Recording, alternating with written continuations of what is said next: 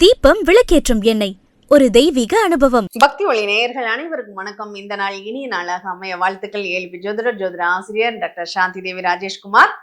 இன்னைக்கு நம்ம ஒரு அற்புதமான பரிகார ஸ்தலம், இந்த திருமணம் தடை நீங்குவதற்கு என்ன செய்ய வேண்டும், எந்த கோவிலுக்கு போனா நமக்கு பரிகாரம் வேலை செய்யும், அதுவும் முக்கியமா சுவாதி நட்சத்திரக்காரர்களும் பரணி நட்சத்திரக்காரர்களுக்கும் ஒரு சிறப்பான ஒரு பரிகார ஸ்தலமும் கூட இது சொல்லலாம்.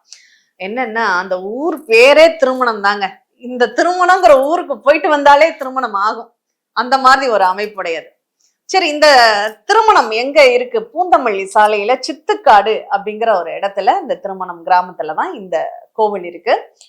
இறைவனுடைய திருநாமம் தாத்ரீஸ்வரர். தாத்ரி அப்படின்னா வடமொழியில நெல்லி அப்படின்னு அர்த்தம். நெல்லியப்பர் அப்படிங்கறதுதான் தாத்ரீஸ்வரர். இந்த நெல்லியப்பர் எப்படி அங்க வந்தாருன்னா, அந்த சித்துக்காடு, சித்தர்கள் வாழ்ந்த காடுங்கிறதுனால சித்துக்காடுன்னு பேர். அதுல நிறைய சித்தர்கள் வாழ்ந்திருக்காங்க. அதுல ஒரு குறிப்பிடும்படியாக ஒரு 2 பேர், ஜடாமுடி சித்தர் அப்படின்னு ஒருத்தர், பிராண தீபிகான்னு ஒரு சித்தர். இந்த ஜடாமுடி சித்தருக்கும் இந்த பிராண தீபிகான்னா ஆயுள் பலத்தை விருத்தி செய்யக்கூடியவர். நல்ல கவனிங்க, ஆயுள் விருத்திக்கு இந்த ஆலயம் அற்புதமான ஒரு ஸ்தலம். யாருக்காவது ஆயுள் பலம் இருக்கு, ஆரோக்கியத்துல ரொம்ப பிரச்சனையாக இருக்கு அப்படின்னா கட்டாயம் இந்த கோயிலுக்கு நீங்க போய் அந்த பிராண தீபிகா சித்தரை வழிபடுங்க.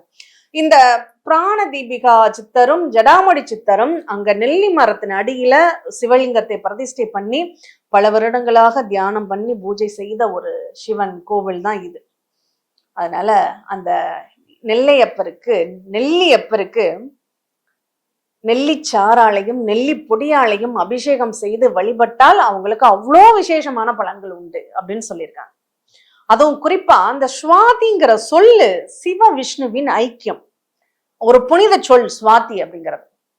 சுந்தரர், அது இல்லாம வாசுதேவர், திரிவிக்ரமன், இந்த 3னுடைய சொல் அந்த சுவாதி அப்படிங்கிறது. அவ்வளவு ஒரு அற்புதமான ஒரு நட்சத்திரம் இந்த சுவாதி அப்படிங்கிறது. இந்த சுவாதி நட்சத்திரத்துக்கு அங்க ரொம்ப ரொம்ப விசேஷமான ஒரு நிகழ்வு நடக்குது. இந்த சுவாதி நட்சத்திரத்துக்கு நேர் 7வது வீடு பாத்தீங்கன்னா மேஷம். அந்த மேஷத்துல இருக்கக்கூடிய நெல்லி மரத்திற்கே உரித்தவரான பரணி நட்சத்திரம் அங்கதான் இருக்கு. அப்போ இங்க துலாம்ல பாருங்க சுவாதி, அங்க மேஷத்துல பரணி. இந்த 2 நட்சத்திரங்களுக்கும் மிக அற்புதமான ஒரு பரிகார ஸ்தலம் அப்படிங்கிறது இது. இயல்பிலேயே இந்த காலபுருஷனுக்கு மேஷம் அப்படிங்கிறதும், அங்க காலபுருஷனுக்கு 7ஆம் வீடு அப்படிங்கிறது துலாம். இந்த மேஷமும் துலாமும் இணைந்த ஒரு ஸ்தலமாக காட்சி தருவது இந்த சித்துக்காடு திருமணம் அப்படிங்கிற ஊர். 7ஆம் பாவம் தாங்க திருமணத்தை நடத்தி வைக்கணும். அந்த திருமணம் அப்படிங்கிற ஊரு, அதுவும் 7ஆம் பாவகத்துல சுவாதி நட்சத்திரமும் இருக்கிறதுனால இந்த கோவிலுக்கு நீங்க போறதுனால உங்களுக்கு இன்னொன்னு, நெல்லிக்கனிங்கிறத நம்ம செல்வ மகாலட்சுமி கடாட்சம்னு சொல்லுவோம். உங்களுக்கு பொருளாதார பிரச்சனை இருக்கா? திருமணம் மட்டும் இல்ல, ஒரு பொருளாதார பிரச்சனைகளை சரி செய்யக்கூடிய ஒரு அற்புதமான ஒரு இடம் அப்படிங்கிறது இந்த ஆலயம். இந்த குபேரனுக்கு நெல்லிக்கனி வச்சு படையல் போட்டு வழிபடுவது அப்படிங்கிறது இங்க ரொம்ப சிறப்பான ஒரு வழிபாடாக இருக்கு. ஏன்னா நெல்லியில தான் நம்ம நிறைய விஷயங்கள் சொல்லியிருக்கோம். நெல்லி ஊறுகாய் வீட்டுல வாங்கி வச்சாவே பணம் பெருகும் அப்படின்லாம். அந்த மாதிரி இங்க நெல்லியப்பரை நெல்லி சாராலையும் நெல்லி பொடியாலையும் அபிஷேகம் செய்து நீங்க வழிபடும் போது உங்களுக்கு செல்வ வளமும் கட்டாயம் இந்த ஆலயத்துல கிடைக்கும். அதுவும் திருமணத்தோட செல்வம் வளம் கிடைச்சா டபுள் சந்தோஷம் இல்லையா? கண்ணா லட்டு தின்ன ஆசையா, அதுவும் 2 லட்டு தின்ன ஆசையாங்கிற மாதிரி உங்களுக்கு திருமணமும் பொருளாதாரமும் வருமானத்தோடு வரணும் அமையுதுன்னா அது எவ்வளவு பெரிய பாக்கியம். அந்த ஒரு பாக்கியம் இந்த ஆலயத்திற்கு செல்லும் போது உங்களுக்கு ஏற்படும். அதை பயன்படுத்திக்கோங்க. அடுத்து இந்த ஆலயத்துல இந்த நந்தி மண்டபத்துக்கிட்ட தான் அந்த பிராண தீபிகா சித்தர் இருக்காரு. இன்னொன்னு, அம்மன் சன்னதிக்கு செல்லக்கூடிய ஒரு தூண்ல அங்க ஜடாமுடி சித்தர் அப்படிங்கிறது இருக்காங்க. ரொம்ப ரொம்ப அந்த சித்தர்களுக்கு தனி இடமே அமைச்சிருக்கணும். ஆனா அந்த சித்தர்கள் அதை விரும்பவில்லையோ என்னவோ, அவங்களுக்கு தனி இடமாக அமைக்காமல் இருக்கு. அந்த இடமே ரொம்ப அமைதியா ஒரு இப்பதான் பார்க்கக்கூடிய பாக்கியம் எங்களுக்கு கிடைச்சது. அந்த கோவிலுக்கு போனோம், பார்த்தோம். ரொம்ப அவ்வளோ ஒரு அமைதியான ஒரு இடம். ஒரு கிராமத்துக்குள்ளதாங்க. நாங்க 4:30க்கெல்லாம் கோயிலுக்கு போயிட்டோம். ஆஹா, நம்ம ஈசனை தரிசனம் பண்ண போறோமேன்னு. ஆனா அங்க பூசார் ஐயர் வந்தது, நம்ம சிவாச்சாரியார் வந்தது 5:30 மணிக்கு தான் வந்தாரு. ஆனாலும் அந்த நேரம் அப்படிங்கிறது அவ்வளவு அற்புதமான தரிசன நேரமாக இருந்தது அப்படிங்கிறத நம்ம இல்லைன்னு மறுக்க முடியாது. அவ்வளவு ஒரு சிறப்பு வாய்ந்த ஒரு ஸ்தலத்திற்கு, திருமணம்ங்கிற ஊருக்கு நீங்க போயிட்டு வாங்க. திருமண பாக்கியம் உங்களுக்கு சிறப்பாக கிடைக்கும் அப்படிங்கிறதும், ஆயுள் பலத்திற்கு அந்த கோவிலை நீங்க வழிபடும் போது நிறைய குழந்தைகளாக இருக்கட்டும், பாலரிஷ்ட தோஷம்னு ஒண்ணு உண்டு. அந்த 12 வயதுக்குள்ள உள்ள குழந்தைகளுக்கு சில சூழ்நிலைகள் அவங்களுக்குள்ள ஆரோக்கியத்துல பிரச்சனைகளை ஏற்படுத்தும், நிறைய நோய் அவஸ்தைகள் அப்படிங்கறதெல்லாம் ஏற்படும். அந்த மாதிரி அந்த சூழ்நிலையில இருக்கிறவங்களும் இந்த பிராண தீபிகா சித்தரை பிரார்த்தனை பண்ணிக்கிட்டாங்க. அங்க நெல்லிச்சாறால அபிஷேகம் செய்து அந்த நெல்லிச்சாறை வாங்கி அந்த குழந்தைகளுக்கு கொடுக்குறீங்கன்னா ஆரோக்கியம் சம்பந்தப்பட்ட பிரச்சனைகள் அப்படிங்கிறது இங்க தீர்ந்து போயிடும். ஏன்னா அந்த நெல்லிக்கனிக்கு தான் அதியமானுக்கு ஔவையார் கொடுத்தது நெல்லிக்கனி அல்லவா, ஆயுள் விருத்திக்காக தானே அவங்க கொடுத்தாங்க. அந்த மாதிரி அந்த நெல்லிக்கனியில அவ்வளோ அதிசயங்கள் இருக்கு. அந்த நெல்லிக்கனி அப்படிங்கிறது ரொம்ப விசேஷமானது. அங்க நெல்லி மரமும் இருக்கிறது, அதை விட விசேஷமானது. நெல்லி மரத்தடியிலேயே இந்த ஈசன் இருந்து அருள்பாலிப்பது, தாத்தீஸ்வரர் இருந்து அருள்பாலிப்பது அதை விட சிறப்பானது. அங்க சித்தர்கள் வாழ்ந்த இடமாக இருப்பதனால் அந்த இடமே ஒரு அற்புதமான ஒரு ஆலயம் அப்படின்னு தான் சொல்லணும்.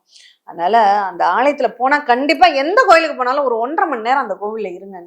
ஒரு முகூர்த்த நேரம் ஒரு கோவிலில் நம்ம தங்கணும். தங்கும் போதுதான் அந்த இறைவனுடைய அருள் கடாட்சம் நமக்கு, அந்த வைப்ரேஷன் நம்ம உடம்புல ஏறக்கூடிய ஒரு நேரங்கிறது 1.5 மணி நேரம். அந்த 1.5 மணி நேரத்தை நம்ம ஃபுல்ஃபில் பண்ணிட்டு தான் வரணும். அப்படி வரும்போதுதான் நமக்கு நிறைய ஒரு நல்ல விஷயங்கள் நம்ம உடம்புக்கும் மனதுக்கும் நிம்மதியை தரக்கூடியதாக அமையும். அதனால எந்த கோயிலுக்கு போனாலும் அவசரப்படாதீங்க. ஒரு சில ஆலயங்கள்ல 3 பிரகாரம் 4 பிரகாரம் 5 பிரகாரங்கள் கூட இருக்கு. ஏன் தெரியுமா? அப்படியாவது சுத்துங்க எல்லா பிரகாரத்தையும். உங்க டைம் இந்த நேரத்துல நீங்க போகணும் அப்படிங்கிறதுக்காக தான். இந்த திருவாரூர் கோவிலுக்கெல்லாம் போனீங்கன்னா 1 நாள் ஆகும் அந்த கோவிலை சுத்தி வர்றதுக்கு. அப்ப என்ன, அந்த 1 நாள் நீ அந்த கோவில்ல இருந்தா உனக்கு நன்மைகள் கிடைக்குங்கிறதுக்கு தான். அந்த கோவில் பிரகாரத்தை வச்சே நம்ம அந்த கோயில்ல எவ்வளவு நேரம் நம்ம டைம் ஸ்பெண்ட் பண்ணணும் அப்படிங்கிறத நம்ம தெரிஞ்சுக்க முடியும். நம்ம முன்னோர்கள் ஒன்றும் முட்டாள்கள் கிடையாது. ஒவ்வொன்றுக்கும் ஒரு அர்த்தத்தோட ஒரு காரண காரியத்தோட தான். ஒரு நிறைய கோயில்களை பார்ப்பீங்க, சுற்று பிரகாரம் முதல் சுற்று, 2ஆம் சுற்று, 3ஆம் சுற்றுன்னு இருந்துகிட்டே இருக்கும். அந்த 3 சுற்றுகள் இருக்குன்னா 3 சுற்றுகளையும் சுத்தி வாங்க. அங்க ஒவ்வொரு இடத்துலயும் ஒவ்வொரு விஷயங்கள் உங்களுக்கு கிடைக்கும் அப்படிங்கிறத நீங்க நல்லா புரிஞ்சுக்கணும். அதனால நம்ம கோயிலுக்கு போனோமா, சாமியை கும்பிட்டோமா, நம்ம ஒரு சில இடங்கள்ல எல்லாம் கூட்டமா இருக்கு கோயில்கள் எல்லாம், சாமி தரிசனத்துல ஒரு 10 செகண்ட் கூட கும்பிட முடியாது. ஜர்கண்டின்னு திருப்பதியில சொல்ற மாதிரி அனுப்பிச்சு விட்டுருவாங்க. ஆனா அந்த 10 செகண்ட் நமக்கு போதும். 1 செகண்ட் அந்த சாமியின் திருவுருவத்தை பார்த்தாலும் போதும். நீங்க அதை அப்படியே கண்ணுக்குள்ள வச்சுக்கோங்க. ஏன் வெளியில விடுறீங்க? கண்ணுக்குள்ள வச்சு அந்த கோயில்ல எங்கேயாவது ஒரு ஓரத்துல அமைதியா போய் உட்கார்ந்துக்கோங்க. அவரை நீங்க எப்படியெல்லாம் அலங்காரம் பண்ணி நீங்க வழிபட முடியுமோ வழிபடுங்க. நம்ம ஏன் அவங்க பண்ற அலங்காரத்தை நம்ம பார்க்கணும்? நம்ம சுவாமிக்கு அலங்காரம் பண்ணுவோம், நம்ம அர்ச்சனைகள் பண்ணுவோம், நம்ம தீபாராதனை காமிப்போம். நம்மளால முடியாதா என்ன? நம்ம கையில அந்த பொருள்லாம் இருக்கணுங்கிற அவசியமே இல்லை. நம்ம ஆத்மலிங்க தரிசனம்ங்கிறது ரொம்ப விசேஷமானது. நம்ம ஆத்மலிங்கம் கேள்விப்பட்டிருக்கோம் இல்லையா? ராவணன் ஆத்மலிங்கத்தை தான் வாங்கினாருன்னு. அந்த மாதிரி அந்த சிவனுடைய அனுகிரகம் நமக்கு எந்த ரூபத்திலையும் கிடைக்கணும்னு விதி இருந்தா ஏதாவது ஒரு ரூபத்துல நமக்கு கிடைக்கும். அதனால நம்ம நீங்க அங்க போய் உட்கார்ந்து மனமுருக அந்த சிவபெருமானை பார்த்து நீங்க தரிசனம் பண்ணுங்க. கண்டிப்பா உங்க வாழ்க்கையில, திருமண வாழ்க்கையில நிம்மதி இல்லைங்கிறவங்களும் போங்க இந்த கோயிலுக்கு. திருமணமானவங்க தான் போகணும், ஆக போறவங்க தான் போகணுங்கிறதுலாம் இல்ல. திருமணமானவர்கள் திருமண வாழ்க்கையில் நிம்மதி இல்லாமல் தவிக்கிறேன்னா போய் ஈசன்ட்ட கேளுங்க. நீங்க மட்டும் சிவனுக்கு சக்திக்கு பாதி கொடுத்தீங்கல்ல, அர்த்தநாரீஸ்வரரா இருக்கீங்கல்ல, எங்களுக்கும் அந்த ஒற்றுமையாக எங்களையும் சேர்த்து வைங்க அப்படின்னு சொல்லி மன்றாடுங்க. என்ன, ஒரு இறைவனுக்கிட்ட நம்ம சரணாகதி பக்திங்கிறது ரொம்ப அவசியம். அப்படி அந்த சரணாகதி பக்தியோட நம்ம செயல்பட்டோம் அப்படின்னா கண்டிப்பா நமக்கு அந்த இறைவன் நமக்கு நல்லதே செய்வார், நல்லதே நடக்கும் அப்படிங்கிற நம்பிக்கை தாங்க வாழ்க்கை. ஒரு கோயிலுக்கு போய் ஒரு கயிறு கட்டுறாங்க, கயிறுல ஏதாவது இருக்கா என்ன? ஆனா அந்த கயிறு கட்டி இருக்கு, இறை சக்தி நம்ம கையில இந்த கயிறு வழியாக வேலை செய்யுது அப்படிங்கிறப்போ அதை முழுமையா புரிஞ்சுக்கிறோம் இல்லையா? அந்த மாதிரிதான் அந்த கோவிலுக்கு போனா நமக்கு நல்லது நடக்கும்னு நம்பி போங்க. அந்த நம்பிக்கை என்னைக்குமே விட்டுடாதீங்க. கோவிலுக்கு போனா நல்லது நடத்துறோமா அப்படி யாராவது கேட்டாங்கன்னா நீ வரவே வேண்டாம், அப்படி ஒரு நெகட்டிவ் வேவ்ஸை நான் கூட்டிக்கிட்டே போக வேண்டாம், நீ வீட்டிலே இருன்னு விட்டுட்டு போங்க. அதுதான் உங்களுக்கு நல்லது. நம்ம ஒரு நல்ல வைபோட எனர்ஜியோட நம்ம போறோங்கிறப்போ அந்த நல்ல எனர்ஜியோட உள்ள ஆத்மாக்கள் நம்ம கூட வரும்போதுதான் ஒரு பரிபூர்ணமான இறையருளை நம்மளால பெற முடியும். அதனால நம்பிக்கை இல்லாதவங்களாம் தயவு செஞ்சு கட்டாயப்படுத்தி எல்லாம் கூட்டிக்கிட்டே போகாதீங்க. அவங்களுடைய அந்த அவநம்பிக்கை கூட நமக்கு நல்லது பண்ணாமல் தடுக்கும். அதுதான் எதிர்மறை எண்ணங்கள் உள்ளவர்களோடு நம்ம பழகக்கூடாது அப்படின்னு சொல்றது.